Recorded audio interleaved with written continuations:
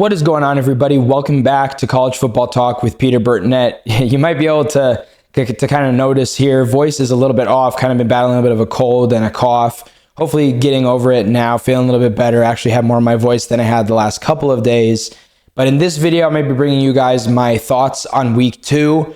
We know a lot of what happened in the action, so I'm not going to really break down what happened.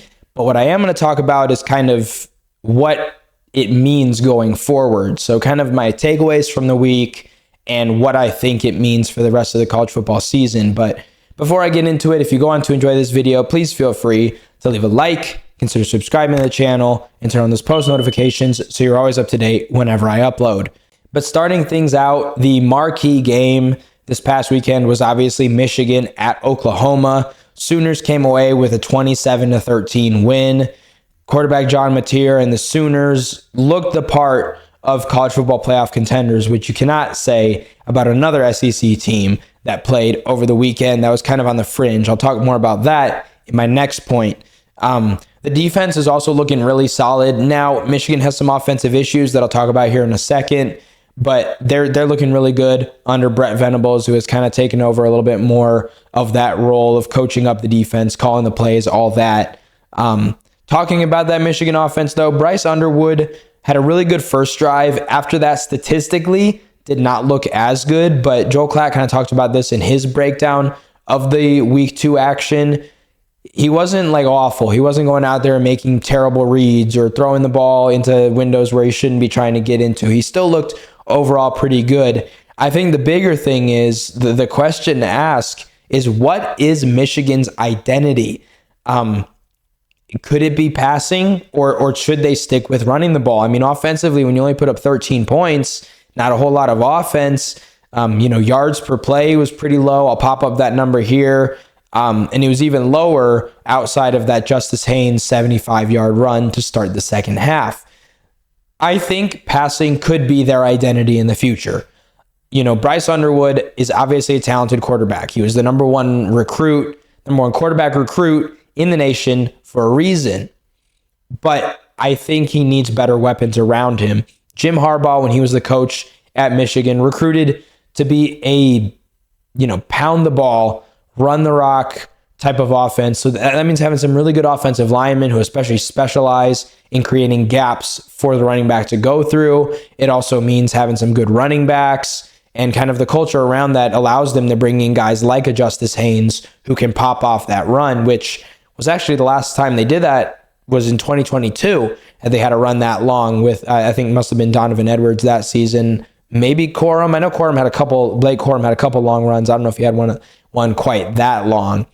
But if they're going to be a passing team, they're going to have to recruit better. That means getting receivers who are a little bit more athletic, maybe, who are a little bit taller, who have really good hands, who know how to run routes. If they can do that in the future, I think they can, in Bryce Underwood's, at least 2 more years, assuming he doesn't transfer out in Ann Arbor. So that's kind of my outlook.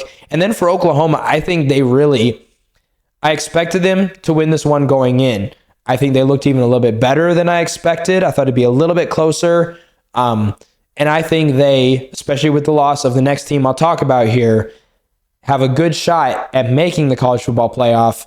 They're certainly still, I think, a dark horse in the SEC, but they put themselves there because of both loss by Florida and even by Alabama's loss to Florida State.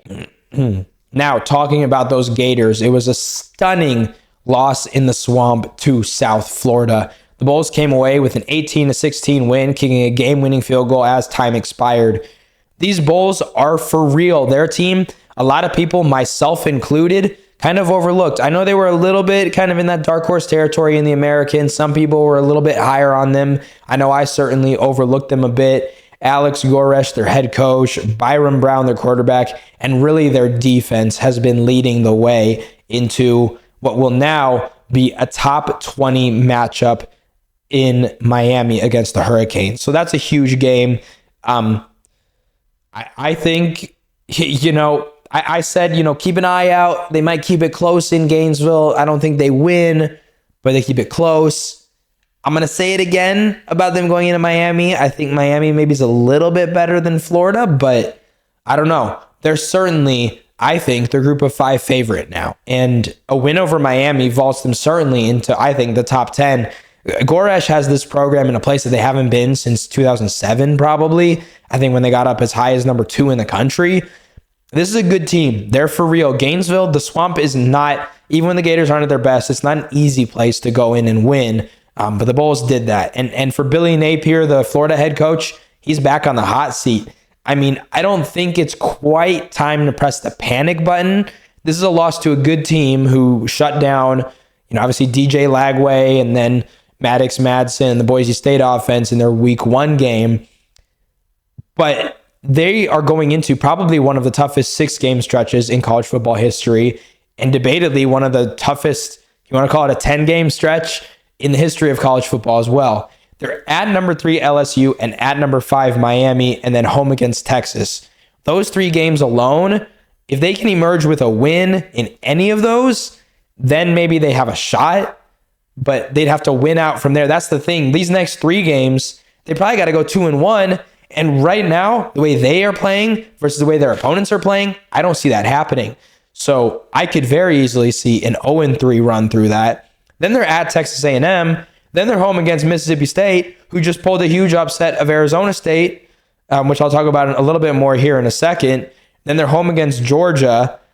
Then it's not like it gets any easier. They're at Kentucky, who played Ole Miss tough. The Wildcats play a lot of teams tough at home. Every SEC home venue is, a tough place to go and play. And that is true of Kentucky's field as well. Then they're at Ole Miss, home against Tennessee, and home against Florida State, who's playing better than expected. Their offense looked amazing in week 2, and obviously they got that big win over Alabama in week 1. So this stretch, that is 8 teams that are ranked all in the top 20, and then you've got five top 10 matchups.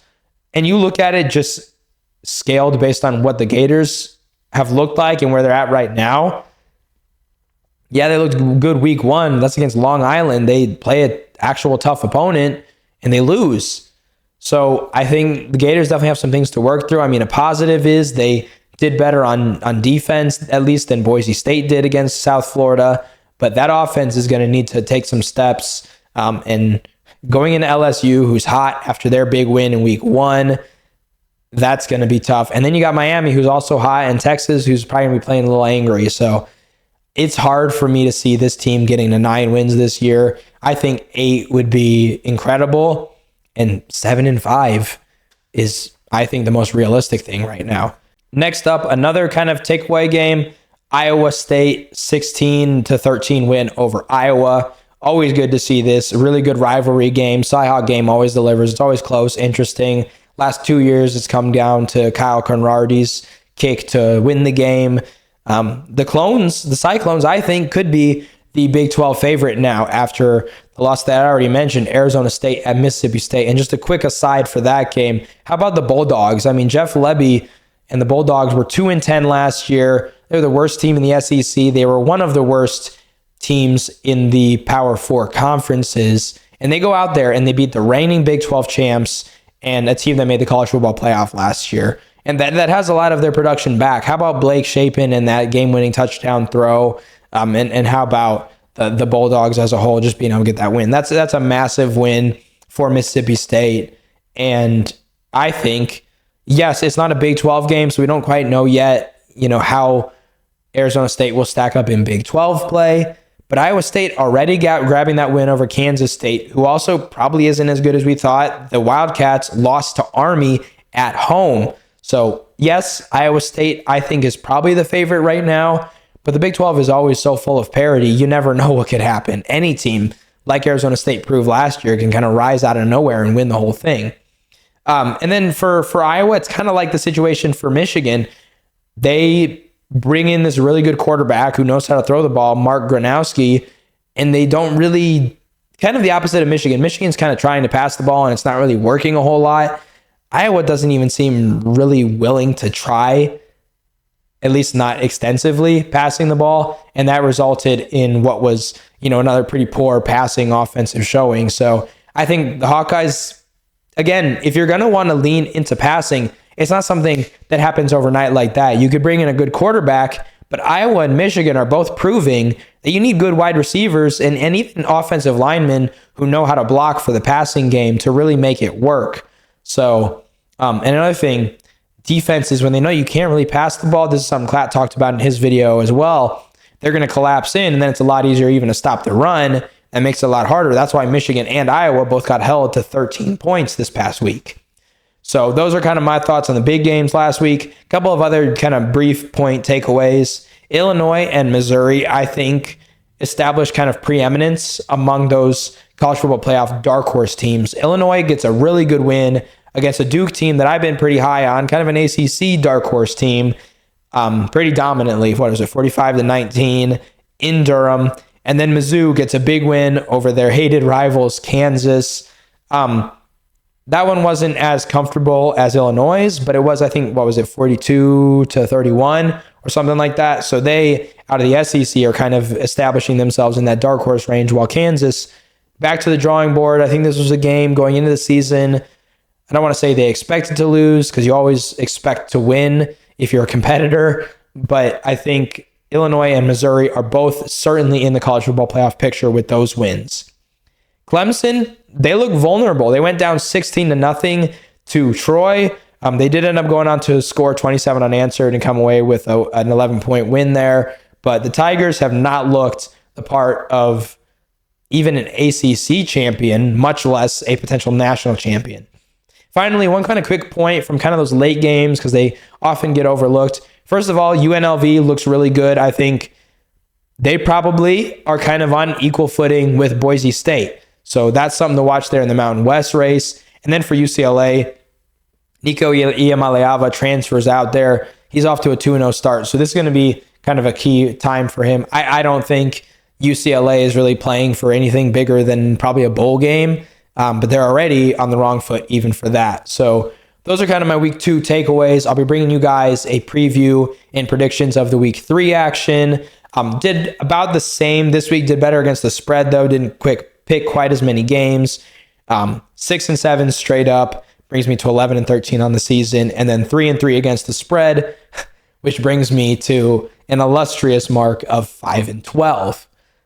So not great, but those are my thoughts on week 2. Again, my next video, I'll be bringing you a preview of week 3. Hopefully, my voice will be back when I go over the week 3 action, because I'll be recording these videos back to back. But thanks for tuning in to College Football Talk. I'm your host, Peter Burtnett, signing out. Peace.